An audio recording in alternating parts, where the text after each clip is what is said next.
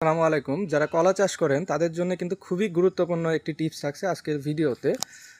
এই যে কলা গাছের যে পাতাগুলো হলুদ হয়ে যায়, যে ডালগুলো এভাবে ভেঙে যায়, আমরা সচরাচর কি করি, এই রকম হচ্ছে এত বড় ডগা বাড়তি রেখে কিন্তু পাতাগুলা কাটি। হ্যাঁ, সো এইটা করা যাবে না। আপনাকে কি করতে হবে, এইরকম লম্বা করে যখন আপনি ডগা রেখে পাতাগুলা কেটে দেবেন, তখন এই যে দেখেন এইরকমভাবে কিন্তু আপনার পচনটা বেশি হবে, কারণ ডালগুলা ঝুলে থাকবে।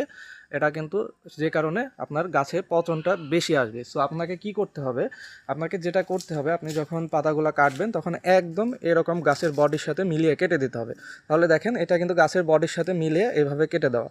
সো পচনটা কিন্তু এই অংশে এসে থেমে গিয়েছে। যখন আপনি ডাল লম্বা রাখবেন, যখন এটা ঝুলে থাকবে, এই পচনটা কিন্তু আরও নিচে চলে আসবে। সো অবশ্যই যখন কলা গাছের আপনি ডাল কাটবেন, যেগুলো হচ্ছে হলুদ হয়ে যাওয়া বা হচ্ছে মরা পাতা, তখন এইভাবে বডির সাথে মিলিয়ে কাটবেন, তাহলে কিন্তু আপনার পচনটা বেশি হবে না।